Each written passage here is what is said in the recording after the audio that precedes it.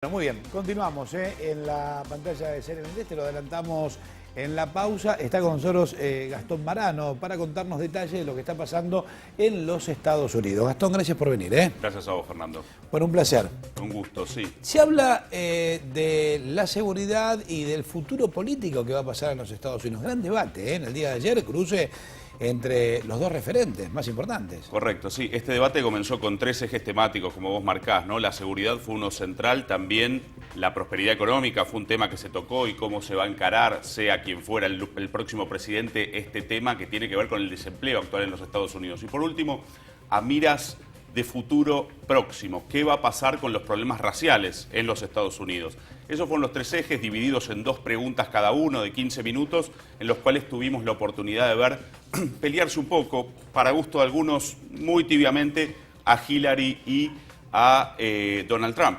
Pero más ¿Se esperaba allá de más eso, de Hillary en ese debate? Es claro que Hillary ha dejado ciertas cosas en la mesa para el segundo y el tercer debate. Vos sabés que a lo largo de octubre va a haber 2 nuevos debates y hay temas que Hillary decidió seguramente dejar. Por ejemplo, la propuesta de Trump sobre prohibir el ingreso de musulmanes a los Estados Unidos. Este es un tema que está muy en boca de todos en los Estados Unidos. Misma cuestión en lo referido a la propuesta de Trump de obligar a México a pagar por la construcción del muro que separa Estados Unidos y México. Sin embargo, hubo algunos puntos fuertes en la narrativa de Hillary.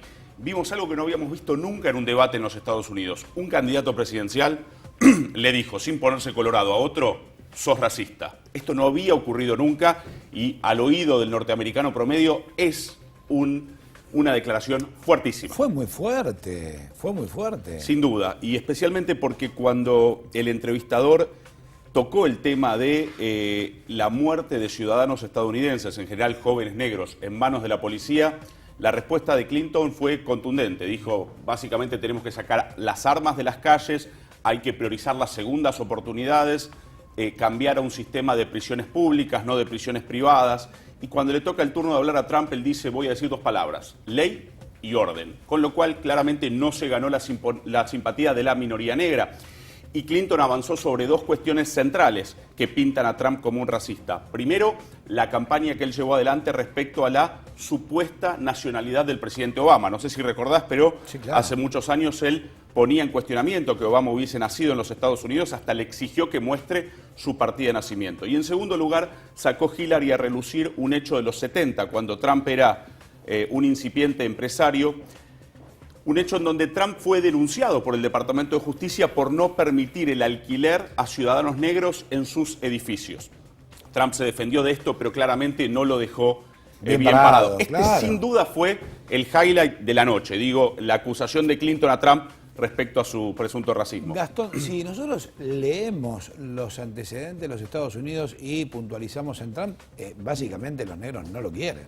No, y no tienen ninguna razón para hacerlo, es decir, claramente las minorías negras y latinas son aquellas que han estado más fuera del discurso de Trump, en el caso de las primeras, y más dentro de una manera negativa en el caso de las segundas. Recordemos que Trump ha igualado a los mexicanos con ladrones, violadores, en más de una retórica, se ha ensañado con las mujeres también, no nos olvidemos eso, factura que Hillary Clinton le pasó, cuando el entrevistador le pregunta por qué él había opinado que Hillary no tenía aspecto de presidente, y él da vuelta a la pregunta contestando que en realidad lo que ella no tiene es estamina, es como fortaleza para ser presidente, pero francamente lo que él había querido decir era que era impensable que una mujer fuera presidente. Estos fueron los ataques más fuertes. Para que nos entienda doña Rosa, a nosotros nos ven en todo el país y si lo llevamos al llano, como que Hillary no tiene espalda para sostener el gobierno de los Estados Unidos. Básicamente se refirió a eso, ¿no es cierto? Recordemos que Trump es un magnate, ¿no es cierto?, con sus riquezas y demás, y la hace relucir. Esto dice,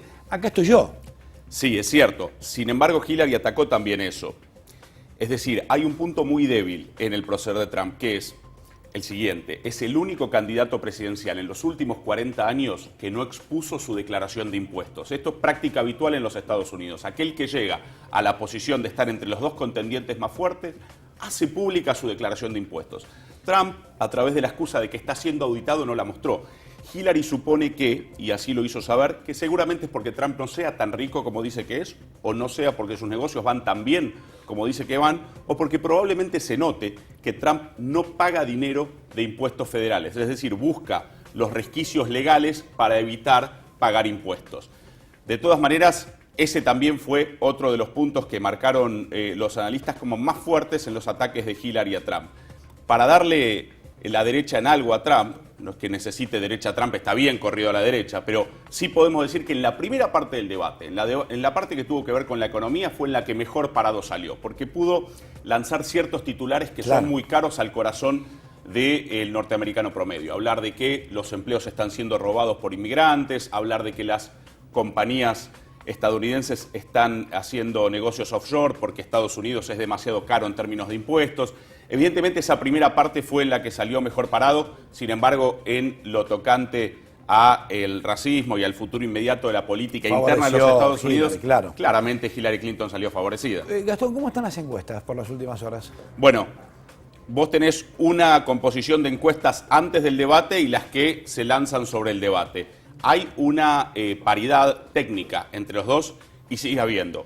Es decir, las encuestas que miden exclusivamente a aquellos que están indecisos, que son en última instancia las que importan, dan superadora a Clinton en el debate, porque han movido hasta 2 puntos marginales la intención de voto que tenía entre los indecisos. En esos indecisos están claramente algunas minorías latinas que acceden a la capacidad de voto en los últimos años porque han conseguido la ciudadanía, las mujeres, que muchas encuentran en Trump todavía una esperanza de tener un dominio fuerte del Ejecutivo, pero no son convencidas por todo este relato misógino que él lleva adelante, y, por supuesto, aquellos que son de la escala media hacia arriba, los propios empresarios, que si bien no ven a Trump como muy presidenciable, entienden que su política impositiva va a ser más favorable a ellos que la de Clinton.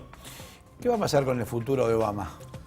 Bueno, Obama evidentemente se va a tener que llamar a cuarteles de invierno. Estados Unidos es muy claro en el hecho de que un presidente que ha sido reelecto, 2 veces presidente, no puede volver a tener aspiraciones políticas presidenciales, de modo que me parece que lo vamos a ver secundando toda la campaña de la política de Hillary, probablemente en los próximos años no participe de la vida política y luego retome, como muchos presidentes estadounidenses, llevando adelante un rol de apoyo, en este caso al candidato demócrata.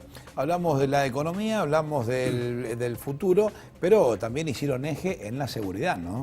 Evidentemente, ¿no? Y cuando hablas de la seguridad en los Estados Unidos, hay 2 cuestiones, la interna y la externa. En temas internos, la preocupación son los derechos civiles y las matanzas de ciudadanos jóvenes, generalmente negros, por parte de la policía. Y aquí las opiniones estuvieron divididas. Trump está a favor de una política que se denomina Stop and Frisk, que da el permiso a la policía de detener a cualquier persona y cacharla por armas. Hillary dijo que esta política fue declarada inconstitucional, lo cual es cierto, y que debemos poner el énfasis en la reeducación y la resocialización de aquellos que han cometido delitos. En cuanto a la seguridad internacional, también hubo diferencias. En primer lugar, porque Trump, y aquí sí, él hizo un ataque certero sobre Hillary, marcó que ella ha sido parte del gobierno durante gran cantidad de años, o como primera dama, o como secretaria de Estado, con lo cual, ¿por qué nos viene a hablar ahora de cómo combatir, por ejemplo, Estado Islámico, si no lo viene haciendo desde el lugar que tuvo como secretaria de Estado? Ya no tuvo éxito en esto, ¿por qué creerle ahora? En ese punto Trump pudo relucir un poco más. No obstante, el problema que tiene Trump cuando habla de política exterior con Hillary Clinton es que su preparación es muy inferior a la que ella tiene. Ella es una persona muy formada en esto, de modo que pudo dar una respuesta más razonada a ella respecto a qué hacer con la amenaza externa del terrorismo que la que pudo dar Trump. De hecho, Trump comete un furcio diciendo que Hillary ha combatido el Estado Islámico toda su vida adulta. Lo cierto es que el Estado Islámico existe como tal desde 2014 y Hillary Clinton es adulta desde hace mucho más años que eso. Pero en ese punto, otra vez, si nos medimos por los titulares, te diría que ganó Trump. Si nos medimos por los datos duros y por una propuesta concreta, te diría que el triunfo es de Hillary. Digo, una recta final que va a estar bastante reñida allí, ¿no? Está muy reñida. El desafío que tiene Hillary Clinton es volverse empática. La verdad es que al ciudadano promedio no le cae simpática a Hillary Clinton. Y el desafío que tiene Trump es no salirse de sus casillas, no cometer nuevos exabruptos y quedarse donde está. Me parece que esta es la mejor propuesta que pueden llevar adelante los dos de cara a los próximos 2 debates de octubre. Para cerrar, ¿qué gobierno deja Obama? Bueno, deja un gobierno clásico que tiene que ver exclusivamente con lo que se esperaba que hiciera un presidente de continuidad. Es un gobierno que iría mejor de la mano de Hillary que de la mano de Trump. Si te parece bien, y para darte una respuesta más concreta, repasamos algunas de las frases del debate a ver cómo entroncan con el gobierno que va a recibir cada uno.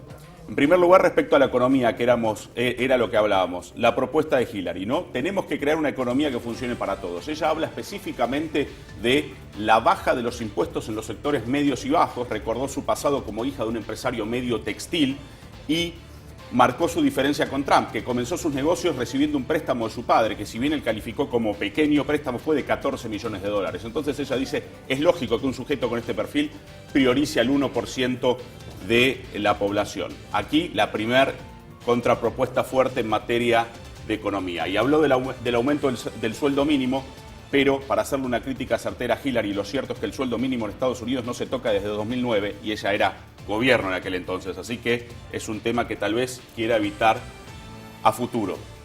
Rescató Hillary el trabajo de su esposo en los 90. Mi lectura sobre esto es que probablemente haya sido una trampa a ver si Trump caía en criticarla respecto a cuestiones escabrosas como el Lewinsky Gate y las cuestiones que tienen que ver con lo estrictamente familiar. Trump no cayó en esa trampa. Que fue en su momento tan resonante, ¿no? Sin duda, ¿no? Y que ella generó una sensación ambigua en todo el trayecto de cómo manejó esa situación. Terminó perdonando a su marido, pero claramente es un evento que los Clinton preferirían guardar en el armario. Una carta que tiene que estar guardada. Evidentemente, pero hay que ver si Trump la juega o no la juega, porque puede fácilmente generarle un daño a él, más que a ella, atacando a una mujer respecto a que ha sido víctima de una infidelidad. Es muy sensible. No te metas en este desierto. Absolutamente.